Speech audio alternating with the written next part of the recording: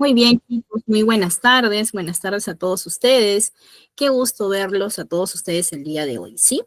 Vamos a tener hoy día un tema que es orientado a la planeación y organización de estrategias didácticas, las cuales voy a pedir también que ustedes estén muy atentas, porque el día de hoy vamos a sacar varias preguntitas que van a venir en el examen, ¿sí, chicos? Así que vamos a empezar. Primero nos vamos a hacer una pregunta muy importante. Vamos a trabajar de forma que vamos a ir comprendiendo, ¿no? Lo relacionado a lo que es una estrategia didáctica, ¿no? Nosotros nos preguntaremos, Miss, ¿pero qué son las estrategias didácticas? ¿Por qué razón se trabajan tanto? Y ese término, ¿por qué es tan conocido dentro de la educación inicial y dentro del sector educación en sí? Nosotros tenemos que enfatizar las estrategias didácticas vienen a ser técnicas, métodos que normalmente nosotros los educadores, ¿no? Utilizamos para poder facilitar el aprendizaje y la enseñanza en el aula. Recordemos que estas estrategias normalmente van a estar diseñadas para poder ayudar a los estudiantes a que puedan alcanzar los objetivos de aprendizaje y a desarrollar habilidades y competencias específicas. Ustedes me dirán, Miss, pero ¿qué habilidades y competencias? Pues todas las habilidades y competencias a desarrollar tienen que ir evidentemente ligadas al proceso de desarrollo integral del niño, ¿sí? Y es por ello que es muy importante que nosotros tomemos en cuenta qué son estas estrategias y por qué son importantes conocerlas y aplicarlas, ¿sí? También tenemos que conocer en pocas palabras que estas estrategias tienen ciertas características, ¿ya? Estas estrategias están orientadas a características que evidentemente nos van a permitir trabajar de manera más específica, colaborativa, ¿sí? Entonces, primero tenemos que considerar que hay ciertas características que vienen a ser la flexibilidad, la interactividad que debe existir, la parte significativa y la diversidad. Recordemos que cuando nosotros vamos a implementar una estrategia didáctica dentro de un aula, vamos a tener que evaluar nuestro grupo de estudiantes. Es por ello que nosotros hablamos, evidentemente, de la observación.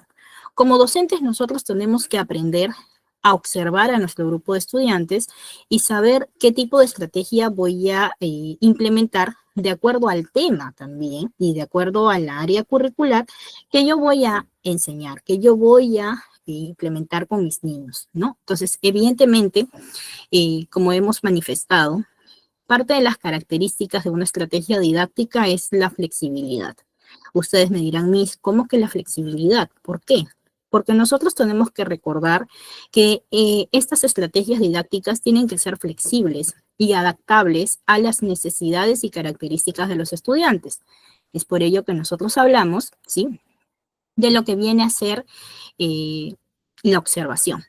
Nosotros como parte personal del área de educación tenemos que conocer que la observación es un punto de partida para poder establecer estrategias, planificaciones, para que nosotros nos podamos organizar positivamente dentro de un aula.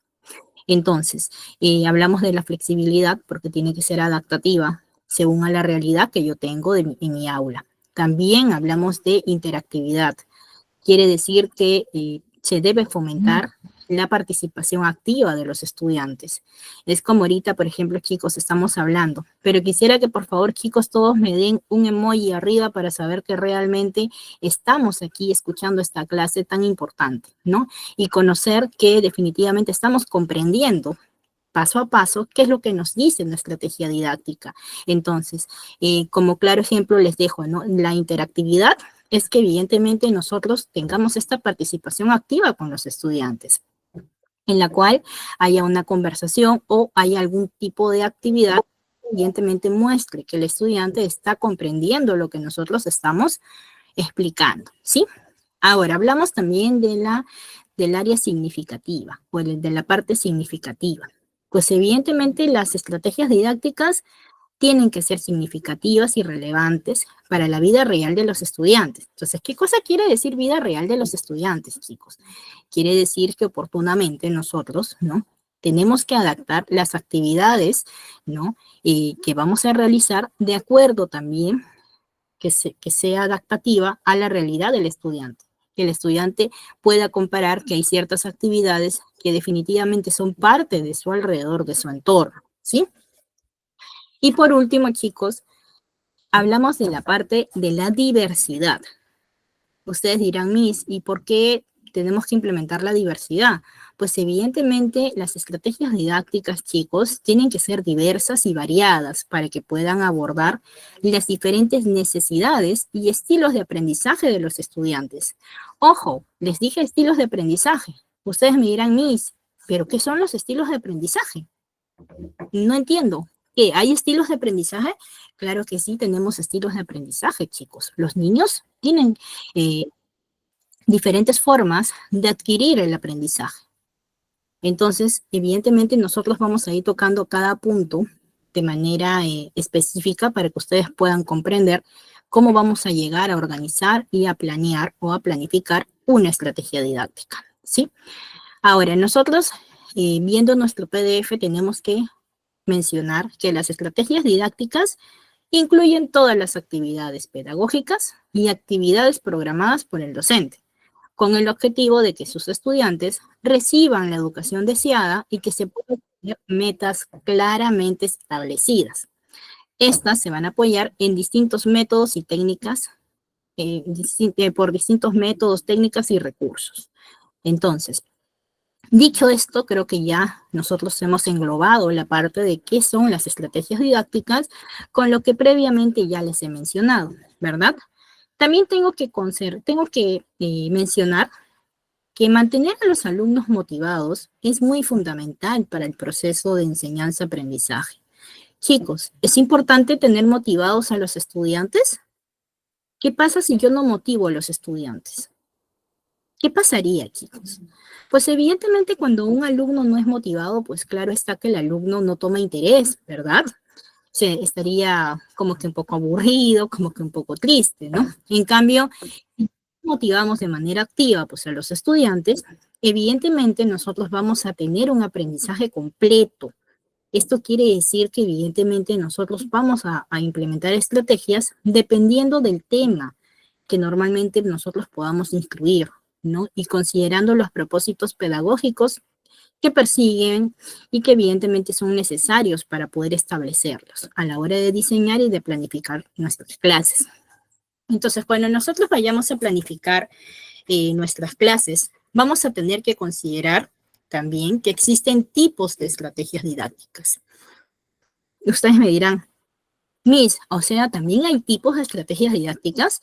Claro que sí, chicos. Tenemos estrategias orientadas a la enseñanza, estrategias orientadas al aprendizaje, estrategias orientadas a la evaluación y estrategias de motivación. Entonces, vamos a tomar cada punto con pinzas para que nosotros podamos comprender cómo se dan estos. ¿Sí, chicos? Ahora, estas estrategias de enseñanza. Nosotros tenemos que considerar que métodos y técnicas para poder enseñar contenidos específicos se tienen que trabajar de manera establecida para poder gestionar un aprendizaje orientado a la lectura, a la escritura, a la matemática. Y esto nos permite a nosotros que el alumno pueda aprender de nosotros de manera específica. Por eso hablamos que normalmente son métodos y técnicas para poder enseñar contenidos específicos, ¿sí? Ahora, digamos que el otro tipo de estrategia de aprendizaje que nosotros tenemos es orientado a los métodos y técnicas para ayudar a los estudiantes a aprender y a desarrollar habilidades y competencias específicas. Ustedes me dirán, Miss, ¿por qué voy a realizar estrategias de aprendizaje? Primero que todo, nosotros hemos hablado al comienzo de lo que vienen a ser los estilos de aprendizaje, ¿verdad? Muchos de ustedes dirán, Miss, ¿existen estilos de aprendizaje? Claro que existen estilos de aprendizaje. Y aquí les voy a mencionar un poquito para que ustedes tengan una forma más específica de lo que normalmente nosotros tenemos que mencionar para que ustedes puedan comprenderlo. Los estilos de aprendizaje normalmente se refieren a las diferentes formas en las cuales las personas van a procesar y van a adquirir información, chicos.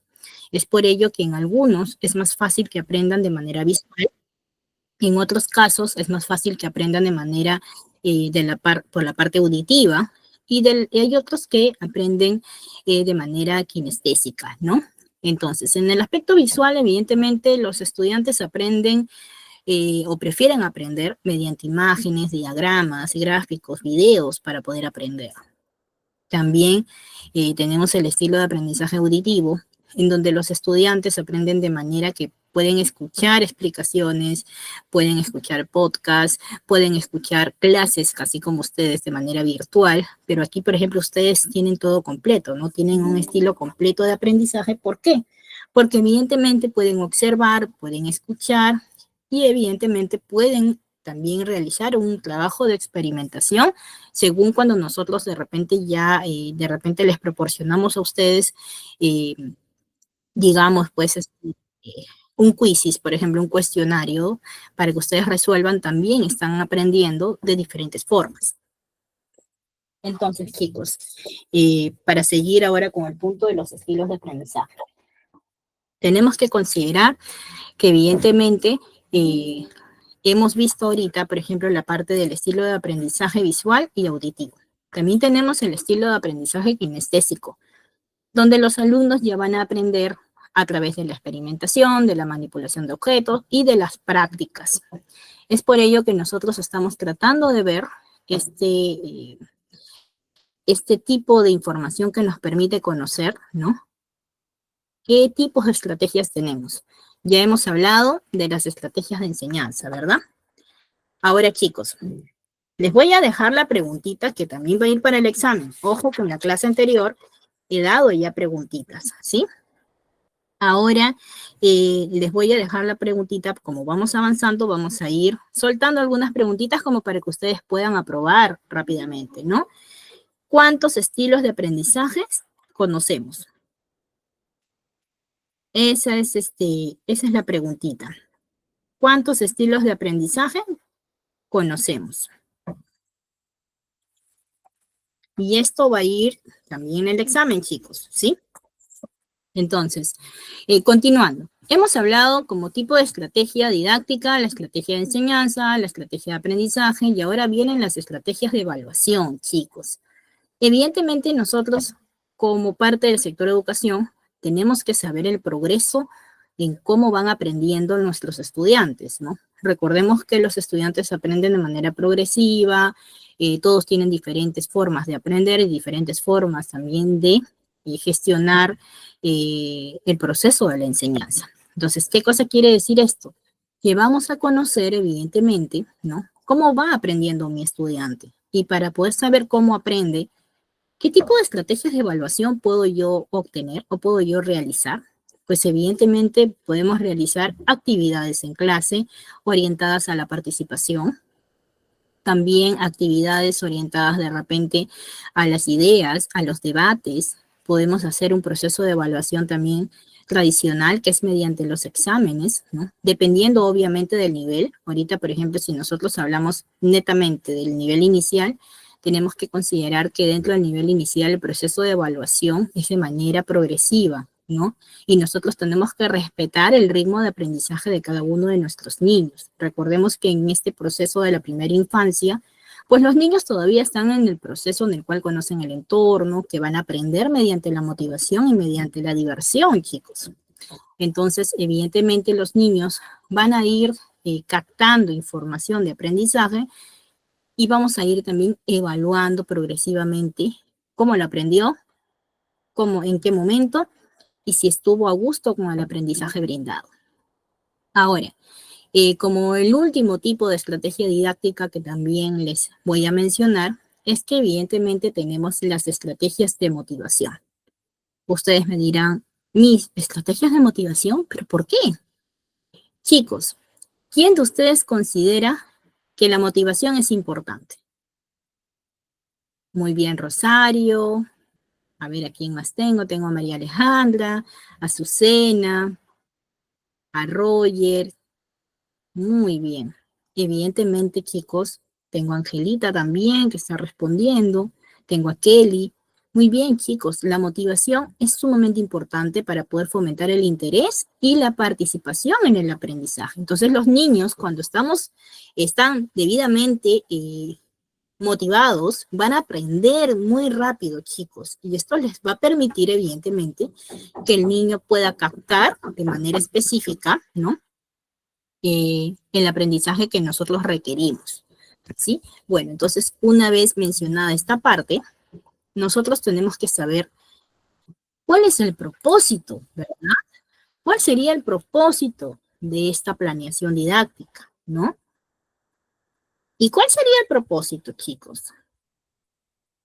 ¿Cuál es el propósito de una planeación? ¿Por qué hablamos de una planeación didáctica?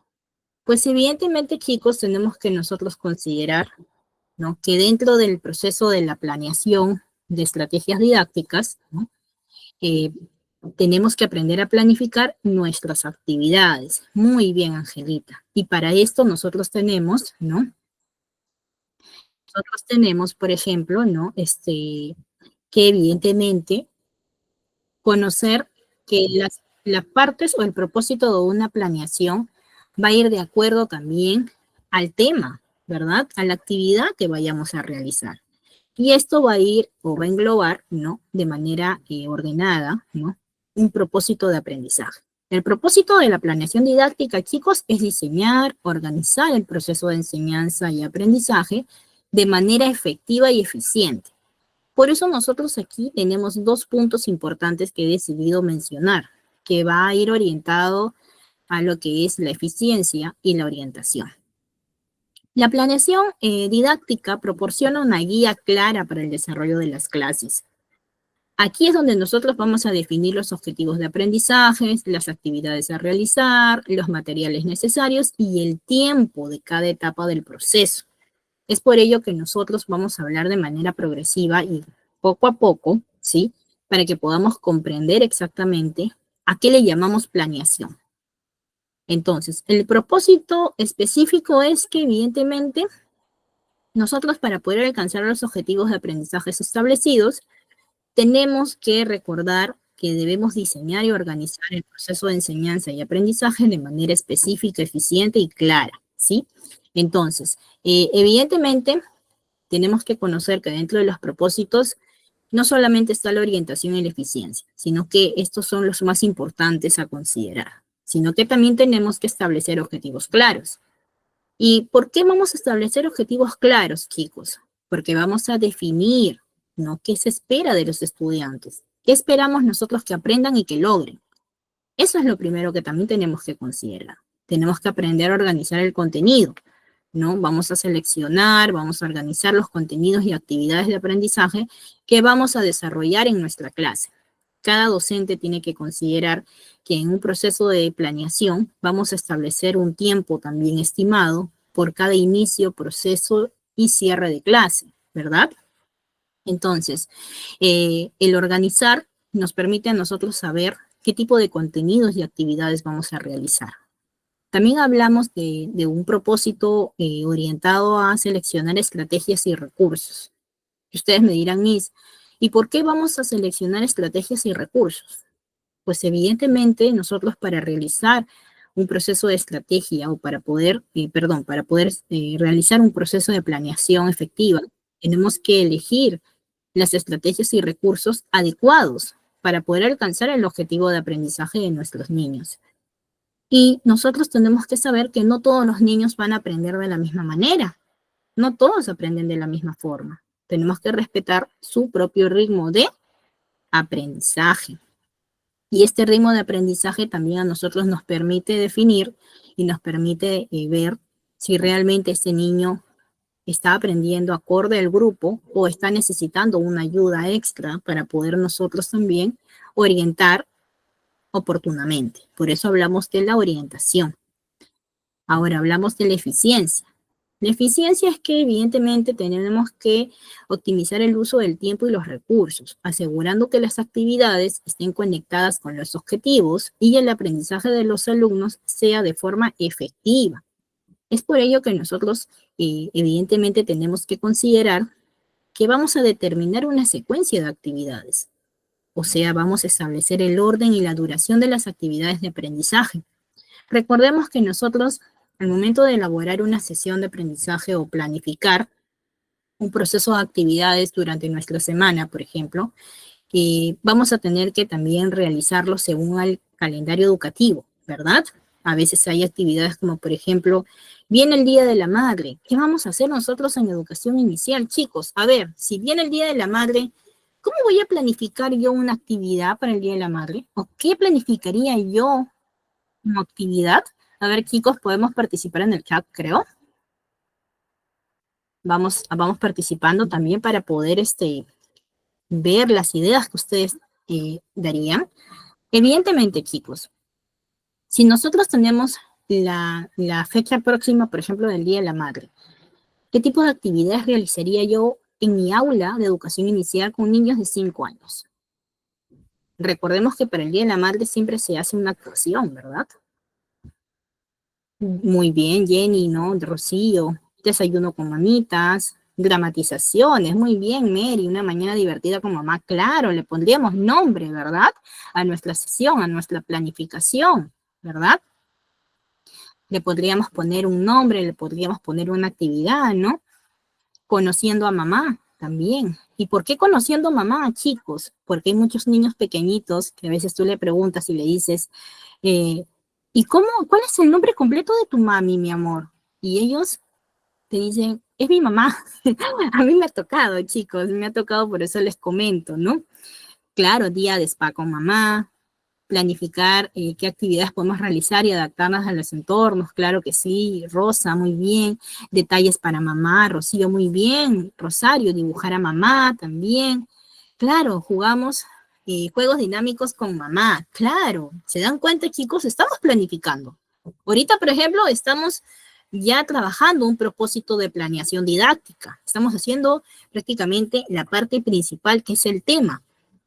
¿Y cuál sería nuestro objetivo, chicos? Cada uno está dando un tema y cada uno me va a tener que dar un objetivo del tema que está trabajando. Por ejemplo, acá tengo a Azucena. Eh, por ejemplo, en caso que los niños no tengan mamá, siempre tienen a la tía, a la abuelita, ¿no? Y hay muchos casos, y no solamente con el caso de mamá, sino también con el caso de papito, ¿no? A veces papito no está, también papito no está presente, ¿no? Entonces, muchas cosas. Pero ¿cuál sería el objetivo, chicos, de la planeación didáctica y del tema que hemos brindado nosotros de nuestro proceso de planificación? ¿Cuál sería el objetivo? El objetivo es que el niño, ¿no? Conozca a mamita, que pase tiempo con mamá, ¿verdad? Que se gestione un proceso, un objetivo claro, que es el establecer un lazo de comunicación y de amor más directo del estudiante con la mamá, ¿verdad? Y también, ¿qué actividades netamente haríamos de repente ya para el evento de la actuación, por ejemplo? Si tuviéramos que hacer una estrategia, ¿cómo lo trabajaríamos con los niños? Claro, se le tendría que proporcionar una seguridad, confianza, mejor comunicación. Claro, evidentemente nosotros podríamos preparar de repente, digamos que les preparamos un baile a los niños, ¿no? Para la mamá, perdón, un baile a las mamitas. En este caso, por ejemplo, trabajaríamos con los niños, ¿no? Diciéndoles que esto va a ser una sorpresa para mamita. Y ellos se van a sentir entusiasmados de hacer algo para la mamita, para la abuelita, para la tía. Entonces, evidentemente nosotros estamos tratando de trabajar y conocer cuál sería el proceso, ¿no? O el propósito, perdón, de una planeación didáctica, considerando las estrategias claves para el desarrollo, ¿no? Claro, por ejemplo, Mary nos dice, elegimos juegos para realizar con mamá, como ponerles ganchos en el cabello, demostrar amor a mamá. Claro, chicos, evidentemente, si ustedes se dan cuenta, tenemos un montón de ideas. Exacto, Rocío. El objetivo sería prácticamente saber la importancia de la mamá en nuestras vidas, porque evidentemente lo que nosotros queremos lograr es que esa relación de mamá e hijos no solamente sea una relación de respeto, sino también una relación de consideración, ¿no? Entonces ellos pueden también brindar de manera específica qué es lo que quieren decirle a mamita. Esperar que los niños te digan qué cosa quieres tú decirle a tu mami. Vamos a motivar en ellos que ellos respeten, quieran y tengan esa sensibilidad hacia la mamá, hacia la mamita, ¿no? Así como nosotros también sensibilizamos a los padres cuando viene el derecho de los niños y hacemos actividades también, estrategias y planeaciones didácticas para que nosotros podamos gestionar esa sensibilidad de los padres considerando los derechos de los niños, ¿no?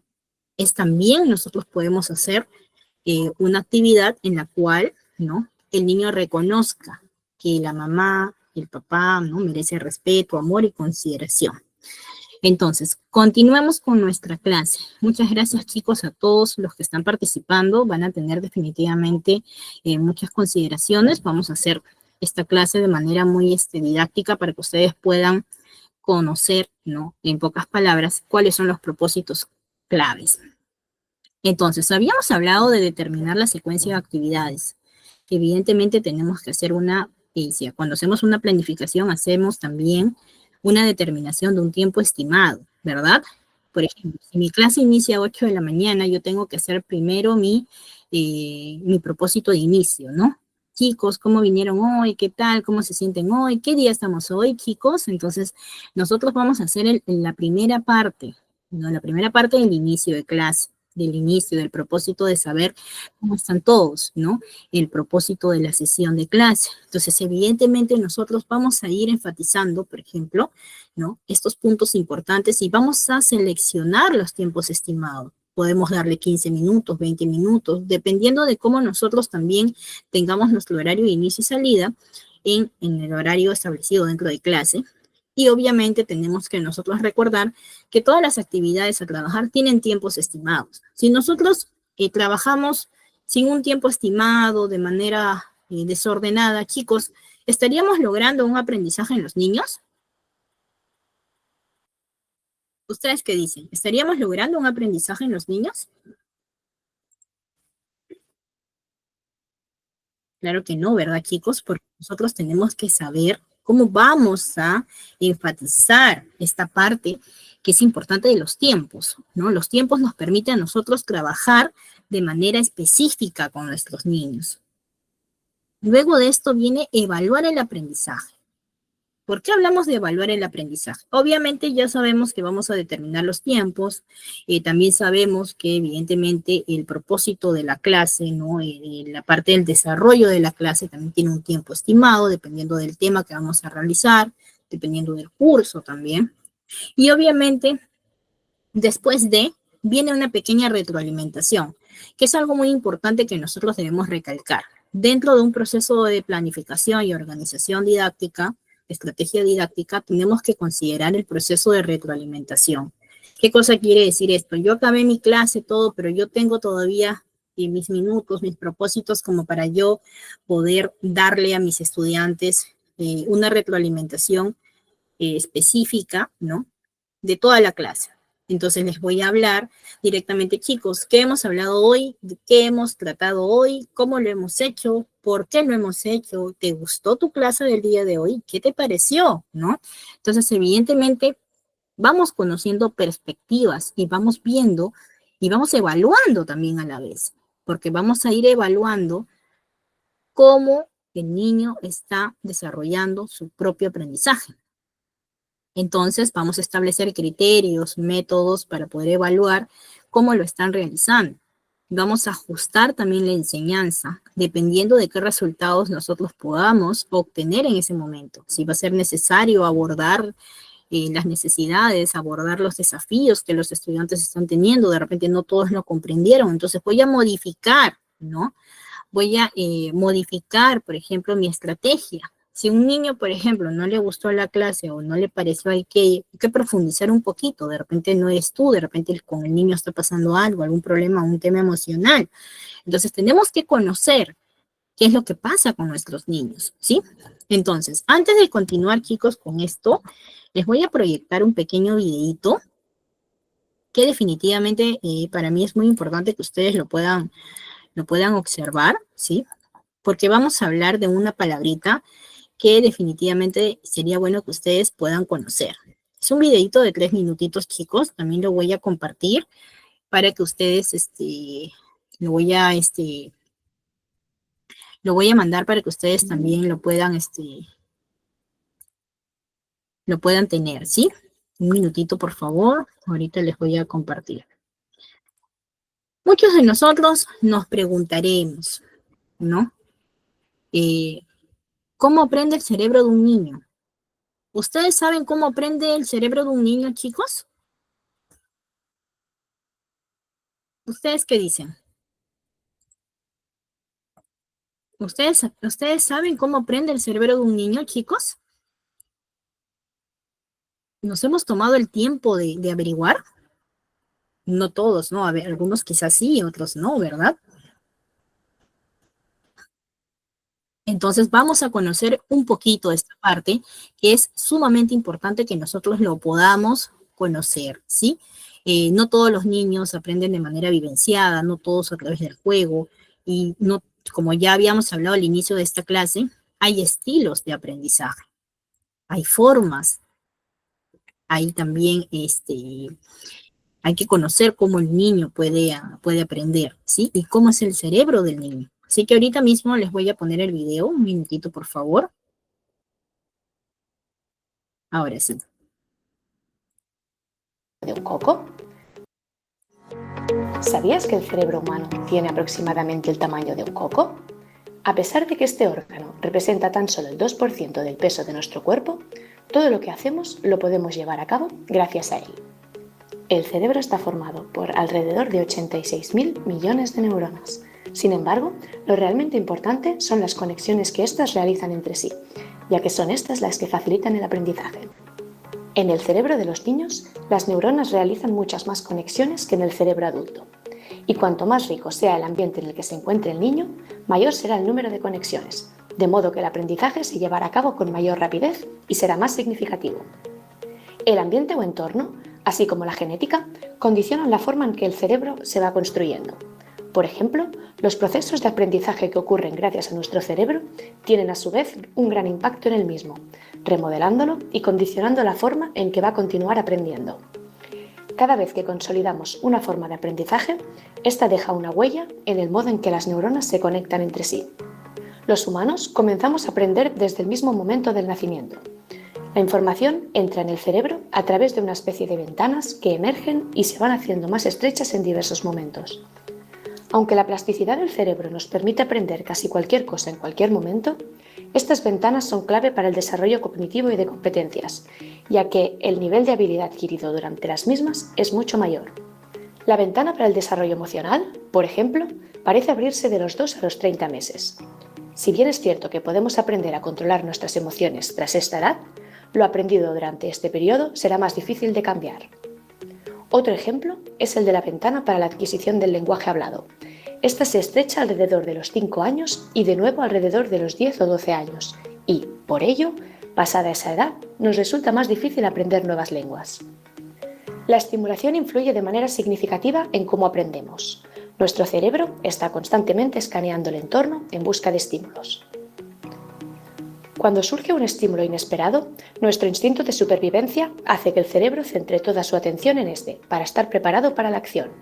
Sin embargo, cuando los estímulos del entorno son predecibles o repetidos, el interés del cerebro por el mundo externo se reduce y hace que pase a buscar nuevas sensaciones en el interior.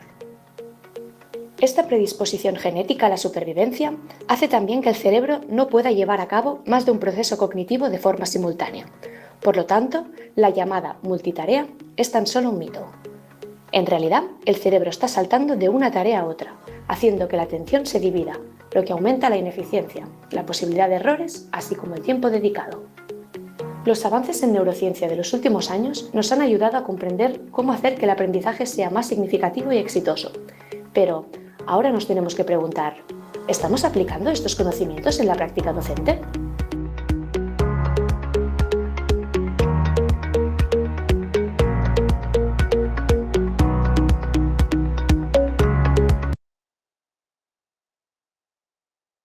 Muy bien, chicos. Acabamos de tener una preguntita. ¿Estamos aplicando estas estrategias en la práctica docente? ¿Lo estaremos aplicando hoy en día, chicos? Por ello, nosotros ahora tenemos que conocer que la neuroplasticidad, ¿sí? O la plasticidad, ¿no? Hoy en día se aplica mucho y ya se debe de estar aplicando, pero no todos lo aplicamos, evidentemente, y no todos tampoco lo pueden aplicar, ¿sí? Entonces, tenemos que conocer que evidentemente la plasticidad cerebral se va a referir a la capacidad del cerebro, ¿no? Para poder cambiar, adaptarse, reorganizarse, ¿no? En respuesta a nuevas experiencias, aprendizajes y entornos. Entonces, esta capacidad nos permite que el cerebro se desarrolle, se recupere y se adapte a las demandas que vienen a ser muy cambiantes en el transcurso de su vida. Entonces, cuando yo les pregunto a ustedes, por ejemplo, si sabemos cómo aprende o cómo es el cerebro de un niño o sabemos cómo lo aprenden, pues evidentemente es muy importante conocerlo, porque todos los niños tienen un ritmo propio de aprendizaje y todos tienen diferentes formas y estilos de aprender. Por ejemplo, particularmente, ¿no? Yo aprendo y me gusta hacer mis notas, por ejemplo, mis pequeños resúmenes, ¿no? Me gusta tener, en cierta manera, mis perspectivas, ¿no? Evaluar mucho lo que veo, lo que leo. Me gusta aprender de esa manera.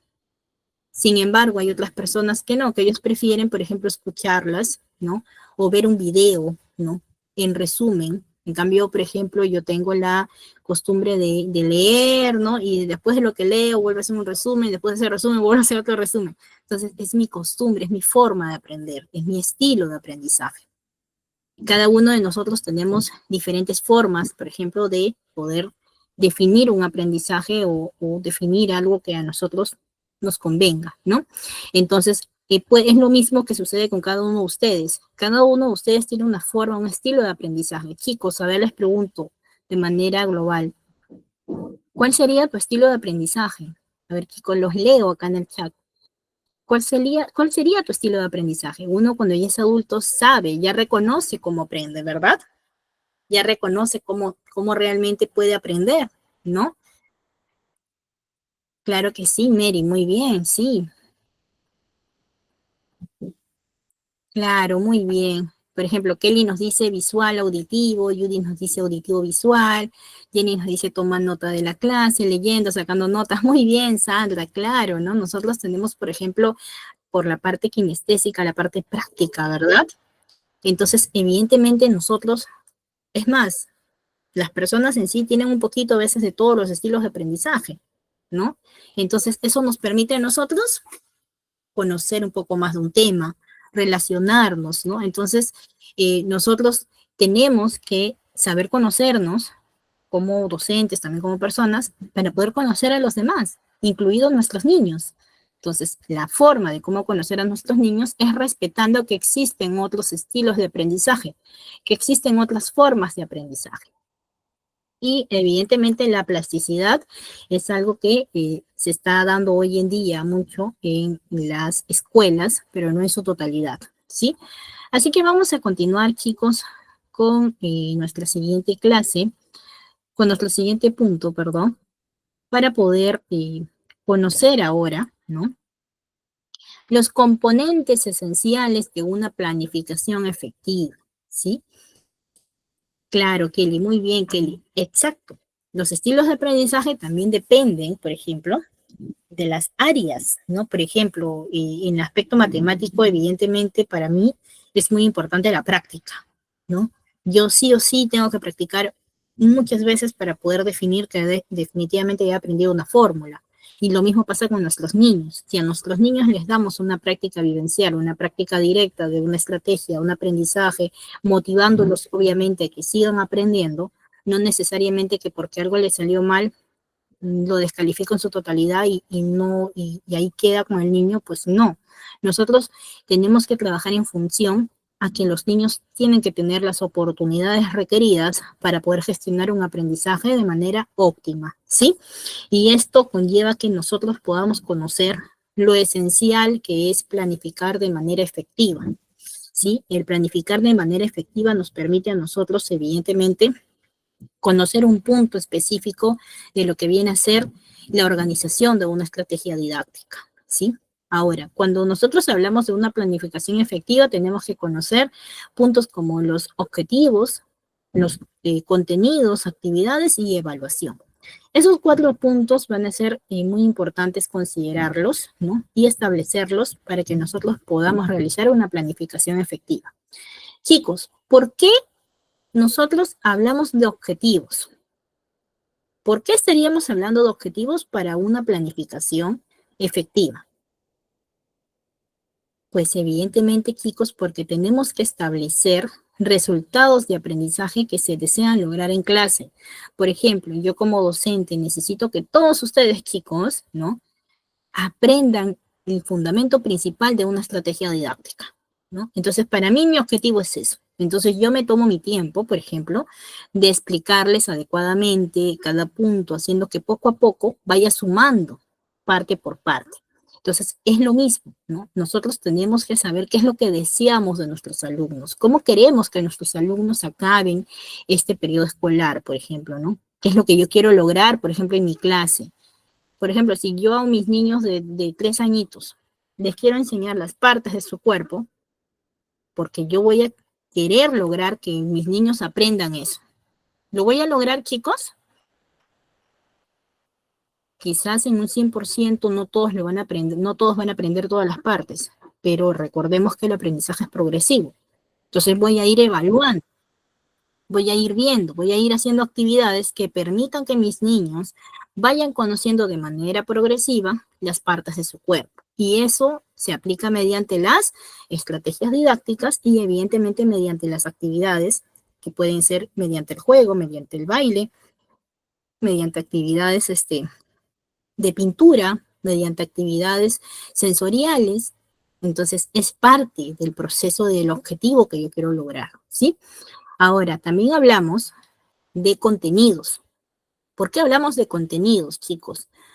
Evidentemente, los contenidos van a especificar los temas o los conceptos que nosotros vamos a abordar. Si nosotros estamos dentro de la educación inicial, tenemos que conocer que evidentemente los contenidos de una clase no puede tener mucho palabreo, como le decimos. Tiene que ser más específico y directo, porque el niño todavía entiende de forma progresiva, va a ir comprendiendo poco a poco. Y esto les recalco porque es muy importante que nosotros podamos tener en cuenta la importancia, ¿sí?, de lo que viene a ser respetar el ritmo de aprendizaje de nuestros niños y hacer que su aprendizaje sea progresivo. Es por eso que nuestros contenidos, ¿no?, de los temas específicos tiene que ser realizado en función a mi grupo de estudiantes y en función a lo que yo espero lograr, pero obviamente de forma que sea práctico para ellos, ¿sí? También hablamos, chicos, de actividades. ¿Qué cosa quiere decir con actividades? Pues evidentemente actividades va a ir orientado a las tareas, juegos que se van a realizar para alcanzar los objetivos. Entonces, si yo ya tengo mi objetivo, que yo quiero que los niños aprendan las partes de su cara, por ejemplo, ¿no? Y tengo mi contenido ya, voy a trabajar de repente haciendo que pinten de repente, o que hagan embolillados, ¿no? Entonces, ¿cuál será pues el objetivo, la actividad específica?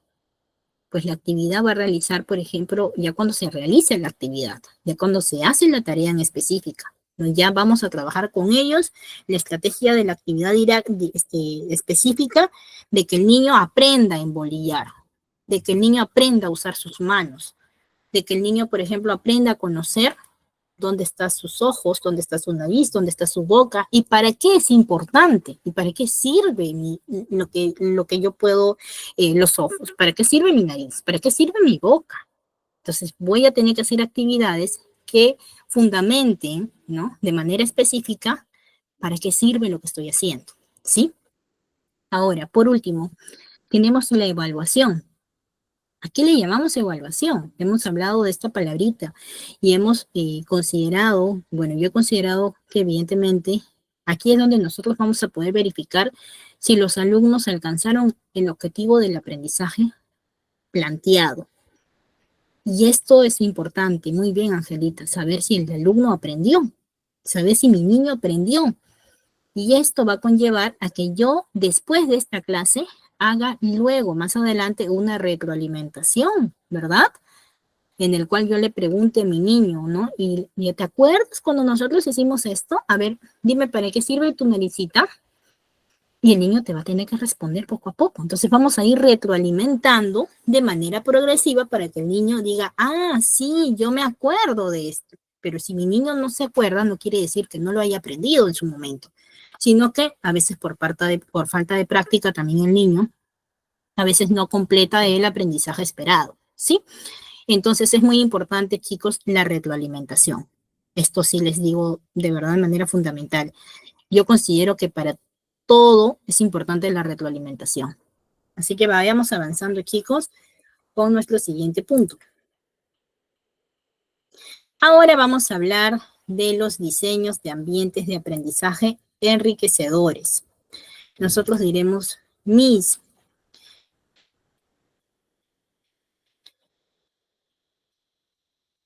Ustedes me dirán, Miss, ¿a qué se llaman diseños de ambientes? ¿Por qué vamos a hablar de diseños de ambientes? Muchos de nosotros diremos, ¿no? ¿Por qué, no? ¿Qué es eso? ¿Por qué razón? A ver, me dice Priscila lo siguiente, y la evaluación mediante sondeo de preguntas. Claro, se puede sondear también mediante preguntas, considerando que si el alumno aprendió o no aprendió, y de manera no solamente de retroalimentación, sino que también al día siguiente puedo decirles, a ver chicos, ¿para qué sirven los ojitos? ¿Por qué son importantes tus ojitos? Entonces, poco a poco los niños, aunque no parezca, porque muchos dirían, ¿no? Pero están chiquititos, todavía no comprenden. Chicos, los niños necesitan estimulación para poder trabajar su cerebro. Y a partir de la estimulación viene la retroalimentación. Y esto les digo porque es algo clave para un aprendizaje completo en los niños. Entonces, ahora, cerrando el temita anterior, vamos a ir ahora con la parte de los diseños de ambientes de aprendizaje. En los diseños de ambientes de aprendizaje, chicos, ¿no? Evidentemente, aquí tiene que partir, ¿no? De la creación de entornos físicos que vayan a apoyar y vayan a fomentar el ambiente de aprendizaje, ¿no? Entonces, evidentemente, para poder diseñar, ¿no? Un ambiente de aprendizaje efectivo, tengo que considerar ciertos puntos importantes. Primero que todo, chicos, la colaboración y el centrarme en el estudiante. ¿Qué me permite crear un ambiente de aprendizaje que sea enriquecedor? Primero que todo, teniendo y considerando que un ambiente de aprendizaje, ¿no? Debe estar con las imágenes, con el mobiliario adecuado. ¿Qué cosa quiere decir adecuado? Nosotros tenemos que tener lo necesario. Lo sobreestimulado no genera un aprendizaje en el niño, genera un efecto distractor. Y al generar un efecto distractor, vamos a perder interés de la estudiante a querer aprender, ¿sí? Es por ello que siempre tenemos que tener lo necesario y lo que realmente es importante, ¿sí? Para que el niño pueda aprender y lo que sea de acorde a su edad también. Por ejemplo, en un aula de 2 añitos, pues no puedes poner juegos, no puedes poner materiales didácticos que sean para niños de 4 años, ¿no? Entonces, todo el ambiente tiene que ser de acuerdo, ¿no? A la edad del niño. Entonces, cuando nosotros hablamos, chicos, de colaboración, tenemos que saber que vamos a fomentar la interacción entre el estudiante y la construcción conjunta del conocimiento. ¿Qué cosa quiere decir esto? Que nosotros nos vamos a centrar en el estudiante.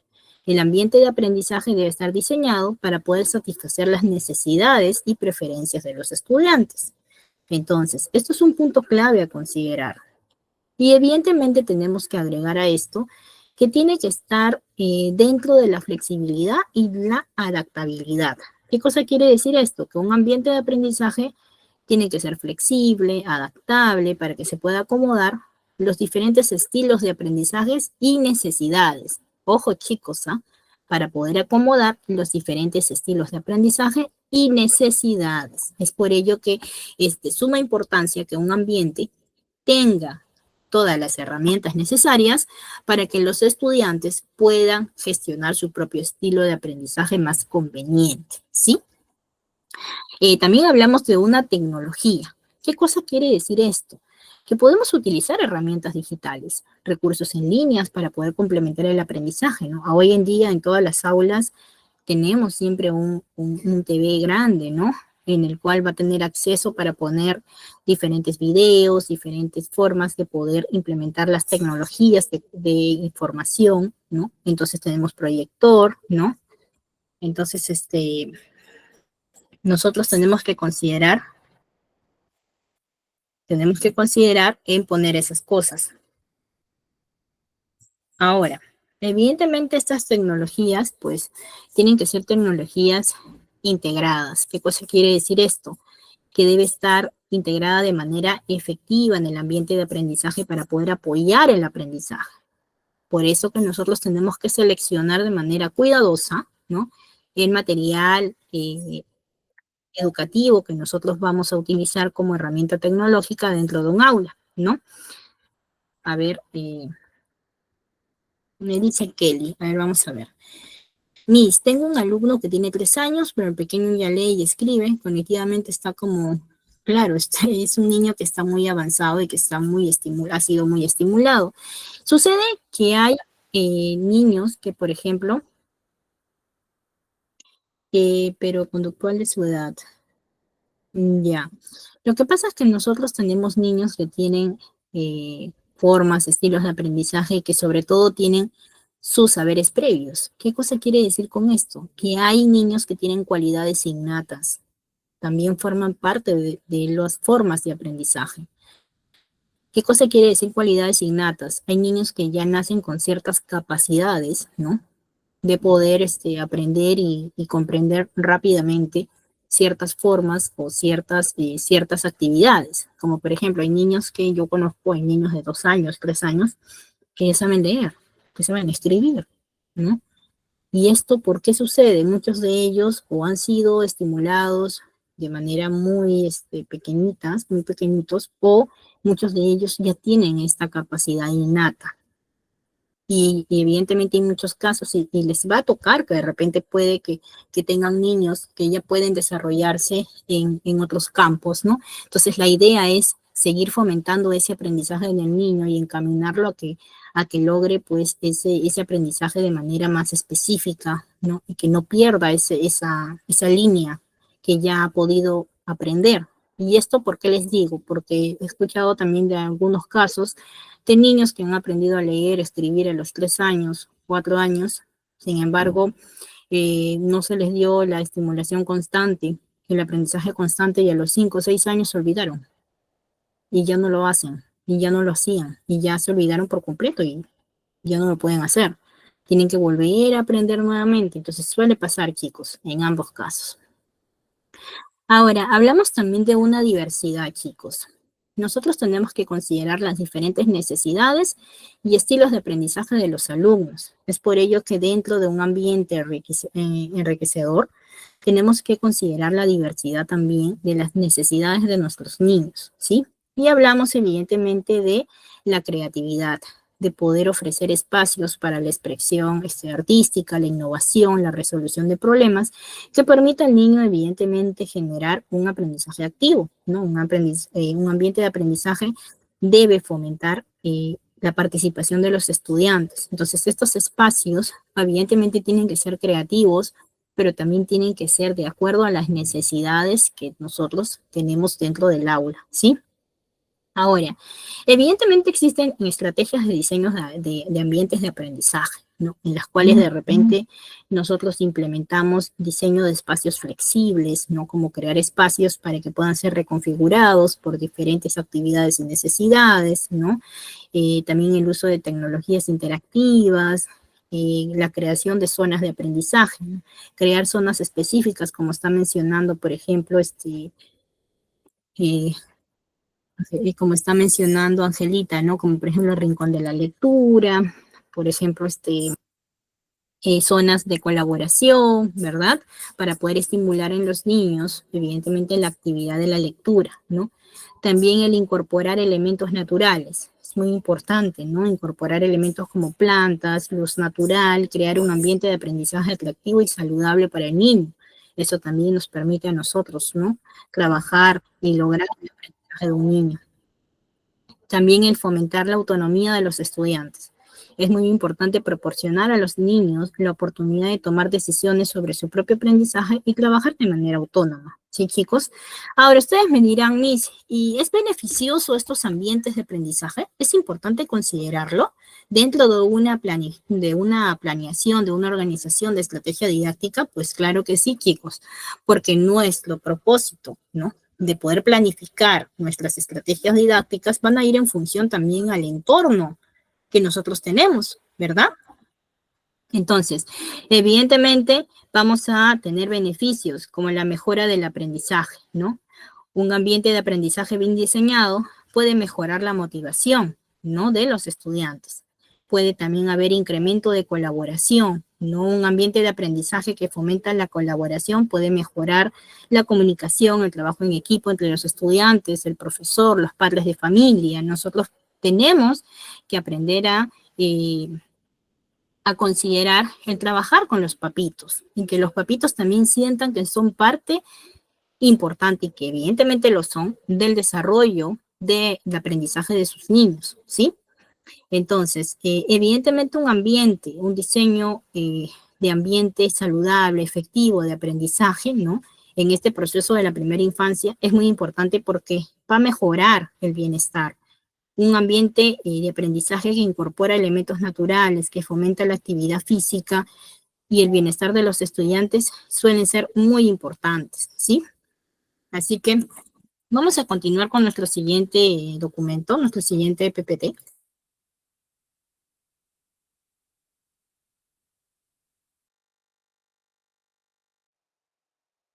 Ahora, hablamos también, chicos, de este punto importante, que es integrado, obviamente, dentro de la planeación y organización de estrategias didácticas, ¿sí? Y este punto lo vamos a esperar un poquito porque vamos a hacer una pequeña, voy a mandarles por el chat, chicos, una pequeña actividad para poder comprender lo que vienen a ser un punto importante que hemos mencionado, ¿sí? Y que me gustaría compartir con ustedes para que ustedes puedan trabajar, ¿sí? Y hablamos evidentemente, ¿no?, de los estilos de aprendizaje, chicos. Hemos tocado ese tema, ¿no? Hemos visto, ¿no?, lo importante que es, ¿no? Y por ello les voy a mandar un pequeño enlace en el chat para que ustedes puedan desarrollar, ¿no?, desarrollar este pequeño test de complementación de aprendizaje que les va a permitir a ustedes englobar lo que ya hemos venido hablando, ¿sí? A ver, chicos, lo estoy mandando ahorita en el chat para que ustedes puedan resolver. Sí, vamos a esperar unos 2 minutitos y vamos a desarrollarlo de manera vivencial en nuestra clase. Es importante la actividad de cada uno de ustedes porque evidentemente esto nos permite a nosotros, pues, configurar, establecer nuevas formas también de que ustedes puedan aprender de diferentes maneras, ¿sí?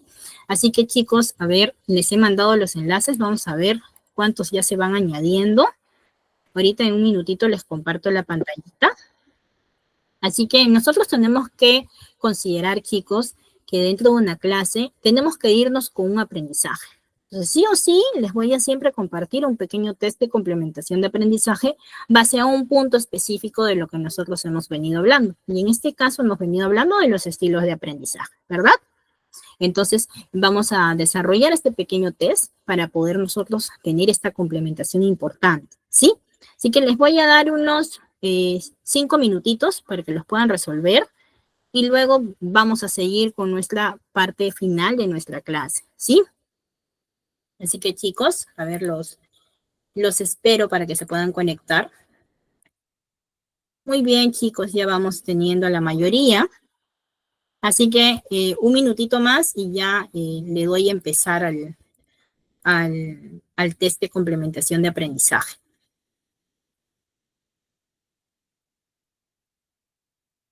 Muy bien, chicos, vamos a ir conectándonos.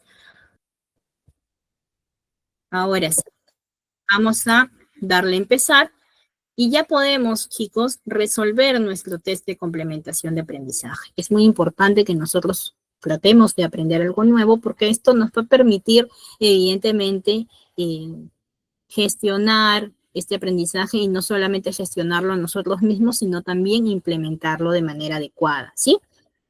Mientras tanto, nosotros tenemos que saber la importancia de la integración de materiales y recursos apropiados para un aula, para establecer ciertos, ciertos, ciertas didácticas dentro de clases, ¿sí? A ver, chicos, ¿cómo vamos? Muy bien, vamos a poner la pantallita para ver cómo vamos yendo todos. Y vamos a tener que hablar de estos materiales porque es muy importante considerarlos, ¿sí? Para poder integrar materiales y recursos apropiados, vamos a tener que considerar 3 pasos importantes: la selección, la integración y la adaptación. Y vamos a ir hablando de estos puntos ahora que ustedes ya terminen de resolver su test de complementación, ¿sí? Así que chicos, ¿cómo vamos a ver? Ahí veo que hay varios que están intentando resolver. Muy bien, tengo a Melina, a Karen, a Ina, Raquel, Maricel, Kelly, Jenny, Rosario. Uy, tengo casi todos. Muy bien, chicos. Vayamos tratando de participar, que es muy importante establecer la importancia de estos estilos de aprendizaje. ¿Por qué razón se tienen que considerar dentro del sector educación? En realidad, el estilo de aprendizaje de un niño va a repercutir mucho en cómo va a aprender también en todo el transcurso de su vida, ¿sí? Porque desde que el niño o el profesor o el docente sabe cómo aprende su estudiante, va a poder implementar diferentes tipos de estrategias para que este estudiante complemente su forma de su aprendizaje completo, ¿sí? Por ello que es muy importante que nosotros consideremos los estilos de aprendizaje que tenemos dentro de un aula, de nuestros grupos de estudiantes, ¿sí? Y trabajemos también, obviamente, en función a ellos, ¿sí? Muy bien, chicos. Vamos a continuar con nuestra clase mientras que ustedes van desarrollando para que me puedan ir escuchando y así vayamos nosotros aprendiendo de manera colaborativa. A ver, evidentemente nosotros para poder tener en un aula lo necesario, tenemos que seleccionar, ¿verdad?, los materiales adecuados y los recursos que se puedan adaptar a la edad, el nivel de desarrollo y los intereses de los alumnos. Es por ello, chicos, que nosotros tenemos que hacer la práctica de la observación, de saber qué tipo de materiales van según a la edad. Recordemos que los materiales que usamos para niños de 2 años, de 3 años, de 4, de 5 años, no son los mismos, chicos, porque el alumno, el niño, tiene que ir teniendo un aprendizaje progresivo y esto permite hacer el cambio, ¿verdad? Y todo parte de la observación. Es por ello que nosotros necesitamos seleccionar, pero en base al grupo de niños que tenemos, ¿sí? Ahora, hablamos también de un punto de integración. ¿Qué cosa quiere decir esto, chicos? Que va a combinar diferentes tipos de materiales para poder ofrecer una experiencia de aprendizaje enriquecedora. Esto nos permite a nosotros que el estudiante pueda conocer una experiencia de aprendizaje única, ¿no? Combinando una serie de materiales que le puedan dar una comprensión más completa de lo que nosotros vamos a necesitar de nuestros niños. Y ellos van a necesitar, evidentemente, siempre actividades nuevas, ¿verdad? Estrategias didácticas nuevas que nos permitan, evidentemente, que el niño pueda aprender de diferentes formas, ¿sí? Y que sobre todo tenga, ¿no?, diferentes expectativas para que genere la motivación del aprendizaje en el niño. También hablamos de adaptación. ¿Qué cosa nos dice la adaptación? Nos dice que hay que modificar o crear recursos para poder satisfacer las necesidades específicas de los alumnos. Por ello que la integración y la adaptación siempre van a ir de la mano, porque nosotros vamos a tener que modificar, implementar la creatividad y la imaginación por parte de un docente para fomentar o realizar una estrategia didáctica, ¿sí? Es muy importante en el desarrollo de la primera infancia. Esto permite que evidentemente pues el niño, ¿no?, pueda tener nuevas perspectivas de lo que se le está enseñando y pueda aprender de otra forma, de manera más específica. Es por ello que es muy importante que nosotros podamos conocer estas partes importantes para poder tener los recursos apropiados dentro de un aula, ¿sí? Entonces, una vez dicho esto, chicos, vamos a ir viendo cómo van ustedes con el test. Muy bien, chicos, veo que la gran mayoría de ustedes lo ha podido acabar, lo ha podido realizar. Muy bien, quiero felicitar a todos ustedes. Voy a ir por culminado el test. Y muy bien, chicos, vamos a darles un pequeño aplauso, pues, chicos, a todos ustedes. Claro está, muy bien. No solamente el hecho de que hayan participado en el test de complementación, sino también en el hecho de que ustedes están aquí presentes. El hecho de que ustedes están aquí presentes escuchando esta clase ya habla de ustedes de una manera excelente. Quiere decir que nosotros no todos tenemos la capacidad de estar en una clase presente y estar escuchando. En cambio, ustedes están demostrando que definitivamente desean aprender y que están aquí presentes en esta clase tan importante. Muchas gracias, Angelita. Así que ahora vamos a continuar con nuestro siguiente PDF, ¿sí? Y vamos a hablar de estrategias para fomentar la participación activa.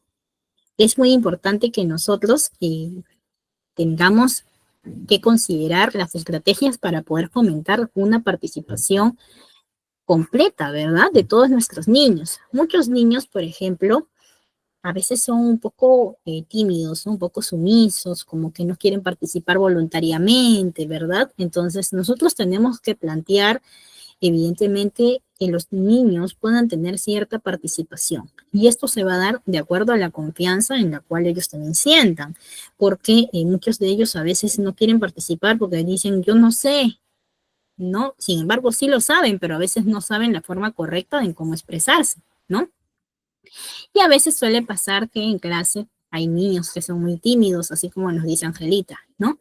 Entonces, nosotros podemos fomentar la participación activa empezando, chicos, desde preguntas, ¿no? Plantear preguntas abiertas que fomenten la reflexión y el análisis, evidentemente va a gestionar que el niño comience a preguntarse, oh, pero yo sé esto, pero ¿cómo lo digo? Hay niños que te dicen, yo lo sé, pero no sé cómo decirlo, te dicen, ¿no? Entonces nosotros tenemos que aprender a sonsacarle al niño cómo lo puede expresar. A ver, pero ¿cómo lo has entendido? A ver, te voy a dar una idea, a ver, ¿cómo lo has podido entender? ¿Lo has entendido de esta forma, así, así? Y ellos te dicen, sí, es así. Entonces, ellos van a expresar con sus propias palabras, ¿verdad? ¿Qué es lo que ellos han podido comprender? Y esto, evidentemente, les va a gestionar al niño, pues, un aspecto más general, ¿no? Más importante, ¿no? Ahora, también hablamos de integración, que promueve actividades que fomenten la colaboración y el aprendizaje entre pares. ¿Qué cosa quiere decir? Por ejemplo, vamos a pintar todos en el salón un dinosaurio gigante. Ustedes van a pintar, por ejemplo, por la parte de la cabeza, ellos por la cola, ellos por el estómago. Entonces, hay un aprendizaje, ¿verdad? Hay una actividad colaborativa entre todos. Y esto es muy importante establecerlo porque esto también nos permite reconocer el trabajo en equipo. Nos permite establecer que evidentemente ellos tienen que aprender a trabajar en equipo y respetar a sus pares, ¿verdad? También tenemos que implementar la participación o el trabajo realizado mediante proyectos. En implementar proyectos que permitan a los alumnos aplicar los conocimientos aprendidos. Por ejemplo, no necesariamente se tienen que reunir fuera de casa. De repente, hoy día o digamos, hoy yo dejo una actividad grupal para realizar en clase, pero lo vamos a realizar el próximo lunes. Entonces se les pide a los papitos que cumplan con ciertos materiales y nosotros podemos guiar grupos por grupos, o hacemos 2 grupos, o hacemos 3, ¿no? Y vamos trabajando proyectos pequeños, pero que van a ser fundamentales para su propio aprendizaje de ellos. Entonces van a ir aprendiendo qué es el trabajo de proyectos en equipo, ¿no? Y cómo se va a fomentar. Exacto, muy bien, ¿no? Un aprendizaje colaborativo, participativo por parte de ellos. Entonces, así es como nosotros vamos a fomentar la participación activa de todos nuestros niños. El fomentar estas estrategias nos van a permitir consolidar los aprendizajes de todos los niños, ¿no? Y que poco a poco ellos vayan conociendo la importancia de trabajar en equipo. de respetar también y de ser responsables con el trabajo en equipo, ¿no? Porque es ahí donde uno puede observar la importancia que los niños evidentemente van a tener en cada uno de los trabajos otorgados. Así que vamos a continuar, chicos. Ahora, vamos a ver por el punto orientado a implementar proyectos que permitan a los alumnos aplicar los conocimientos aprendidos. Tenemos que considerar 3 puntos importantes que se consideran para poder implementar proyectos que permitan a los alumnos aplicar los conocimientos aprendidos. Tenemos que considerar, 1, la diversidad, flexibilidad y la evaluación. ¿Qué cosa quiere decir esto? Que yo, para poder implementar proyectos que gestionen aprendizajes positivos en nuestros niños, tenemos que considerar la diversidad, que vamos a ofrecer una variedad de actividades que respondan a los estilos de aprendizaje. Ojo, los estilos de aprendizaje. Y esto es muy importante considerarlo. Por eso hablamos mucho de los estilos de aprendizaje. 2, vamos a tratar del punto de la flexibilidad. Nosotros vamos a adaptar las actividades a las necesidades e intereses de los niños. Por eso tenemos que ser flexibles, tenemos que adaptar las actividades a los grupos de niños que tenemos. También hablamos de evaluación. Ahí es donde nosotros vamos a tratar de evaluar el progreso de los alumnos y ajustar las actividades en consecuencia de cómo se dé este proceso de aprendizaje. ¿Qué cosa quiere decir esto? Que yo voy a hacer una evaluación y voy a también a ver cómo está yendo el aprendizaje progresivo de mis alumnos. Si necesitan una retroalimentación o necesitan una actividad adicional para poder complementar o necesitan una actividad que definitivamente sea mejor a la cual yo ya les he brindado. Entonces, esto permite que evidentemente pues el alumno pueda establecer su aprendizaje de manera completa. Al trabajar con proyectos pequeños en aula, permite que los niños se sientan motivados, permite que los niños tengan más interés en aprender algo, porque ellos van a sentir que definitivamente están haciendo actividades fuera de lo común y estas actividades les están permitiendo un aprendizaje completo, ¿sí? Es por ello que yo recomiendo mucho siempre que durante la semana se trabaje un proyecto por semana. Es muy importante establecerlo para que nosotros podamos, es como si fuera el complemento final del aprendizaje de la semana, ¿ya? Entonces, y este proyecto tiene que evidentemente integrar ciertas áreas curriculares. Así que vamos a seguir con el siguiente punto, que es orientado, por ejemplo, a la evaluación continua del proceso de enseñanza-aprendizaje. Ustedes me dirán, Miss, ¿cómo evaluación continua? ¿Qué es la evaluación continua? Pues la evaluación continua, chicos, en pocas palabras, ¿no? Es un proceso que es permanente, que se busca evaluar prácticamente el progreso y el logro de los objetivos de aprendizaje de los estudiantes a lo largo de un periodo, ¿ya? Entonces, nosotros tenemos que considerar que dentro de la evaluación continua hay una serie de características, como por ejemplo, la formativa, ¿no? La característica formativa, ¿no? Nos permite, nos dice que va a proporcionar una retroalimentación constante a los estudiantes. Entonces, la evaluación continua busca proporcionar una retroalimentación a los estudiantes para que puedan mejorar su aprendizaje, y por eso tiene de característica principal la parte formativa. También hablamos de la parte sumativa. ¿Qué nos dice esta parte? Nos dice que va a evaluar el aprendizaje al final de un periodo o unidad. Nosotros evidentemente vamos a evaluar al estudiante cada cierto periodo o término de la unidad didáctica, ¿verdad? Y esto nos permite a nosotros, pues, ver qué tanto ha podido aprender el niño y qué tanto ha sostenido el aprendizaje. También hablamos de una autoevaluación, ¿no? Claro, esta parte es en cuanto se evalúe con exámenes escritos, ¿no? Pero eso va a depender mucho de la edad, también del nivel. Después hablamos de una autoevaluación, que va a fomentar la reflexión y la autoevaluación de los estudiantes, ¿no? Entonces aquí el alumno va a evaluarse si realmente está aprendiendo o no. Entonces, en muchos casos nosotros también hacemos que el mismo alumno nos diga a nosotros, ¿no? Y dime, ¿aprendiste? ¿Te gustó tu aprendizaje? Y algunos te van a decir, sí, pero no entendí todo. Otros te van a decir, sí, pero no hice todo porque no sé, te dicen. Entonces tú vas a evaluar, vas a ir viendo en qué estás fallando y cómo debes tú de gestionar este proceso de autoevaluación que el niño o el estudiante debe realizar, ¿no? Y que tú también debes realizar una evaluación de manera constante. Por eso hablamos de una evaluación continua. Dentro del proceso eh, de educación, nosotros tenemos que evaluar de manera constante. Por eso hablamos de un proceso de enseñanza-aprendizaje, ¿sí? Y tenemos que considerar estos 3 puntos que vienen a ser sumamente fundamental dentro del proceso de aprendizaje de un niño, ¿sí? Así que vamos a continuar y vamos a hablar de la adaptación a las necesidades e intereses de los alumnos. ¿Qué cosa quiere decir esto, chicos?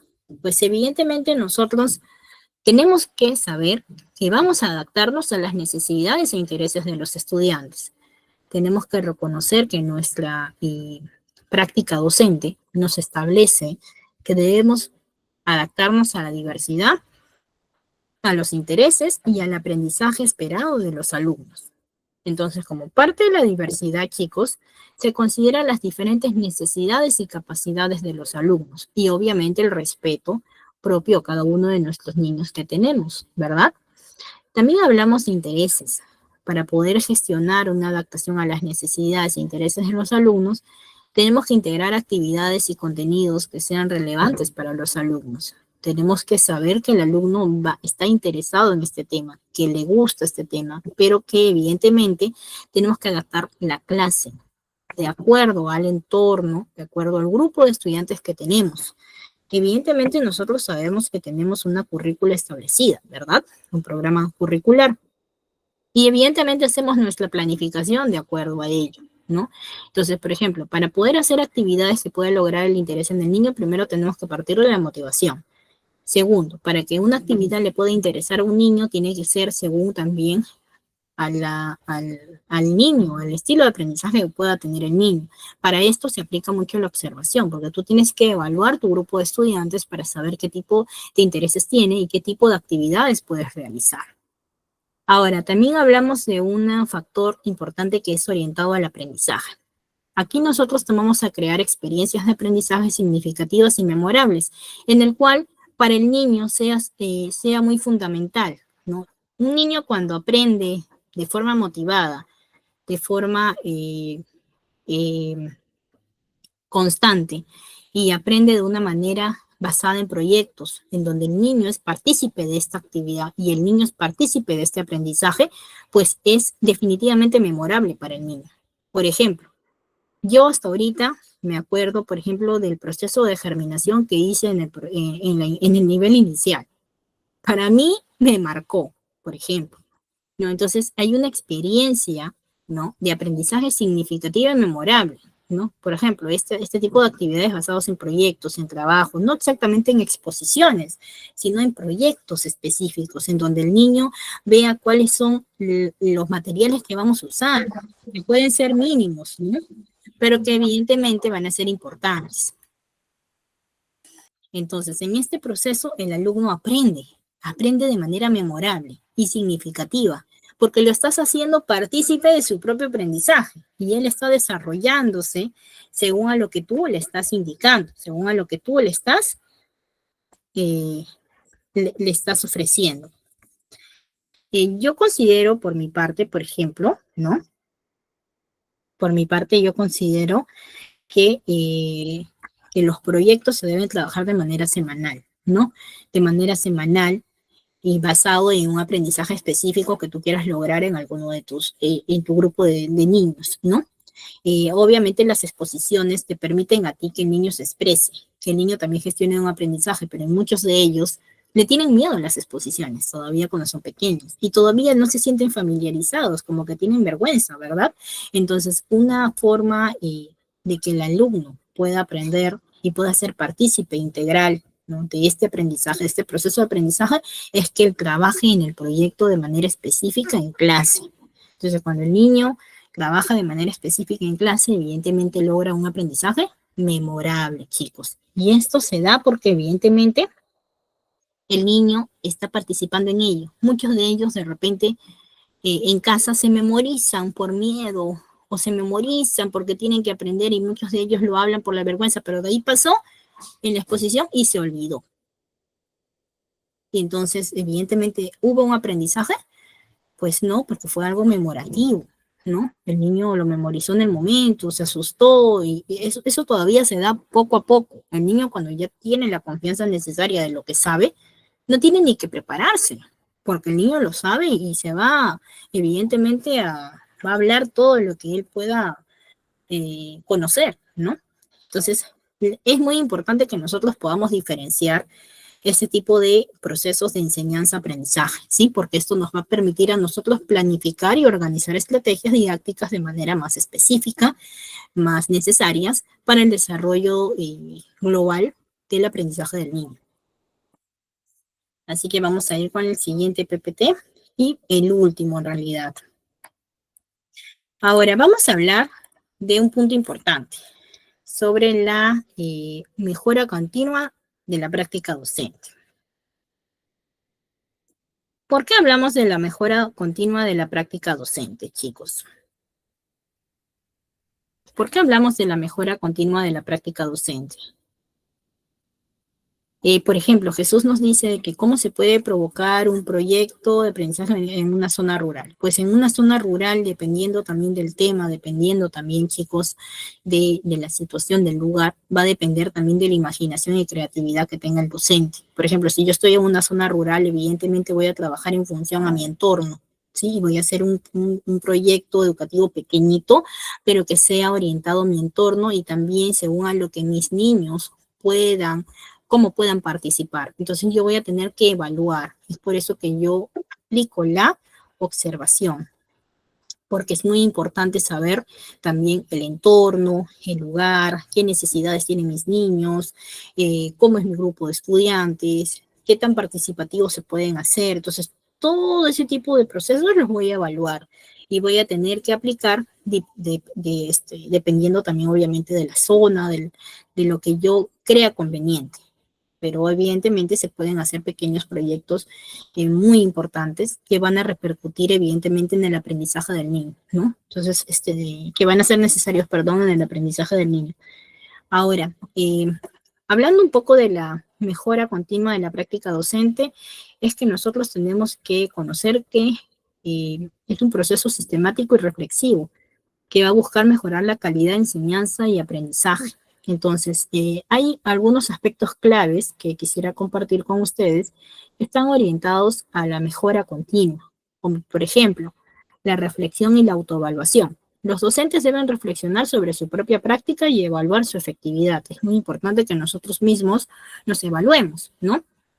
Que nosotros mismos podamos autoevaluarnos y podamos saber si estoy haciendo bien, estoy haciendo mal, qué me falta aprender, me voy a preparar más, voy a imaginar más ideas, voy a tratar de ver de qué otra manera puedo realizar cierta actividad.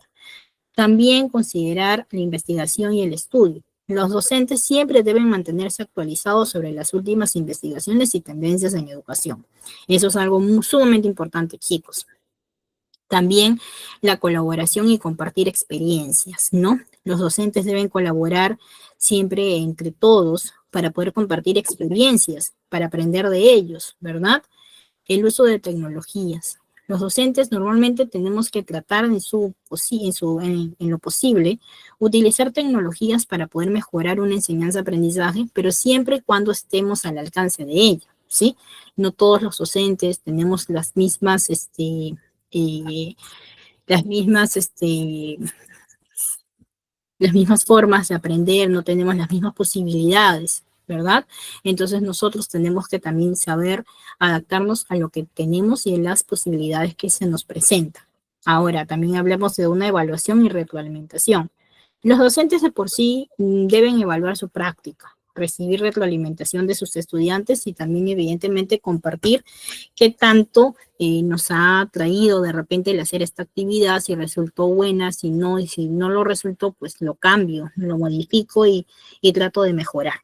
Ahora, la planeación didáctica es un proceso dinámico y flexible que requiere de una mejora continua. Entonces, la retroalimentación, la reflexión, la investigación permiten perfeccionar las estrategias y adaptarlas a las necesidades de los alumnos.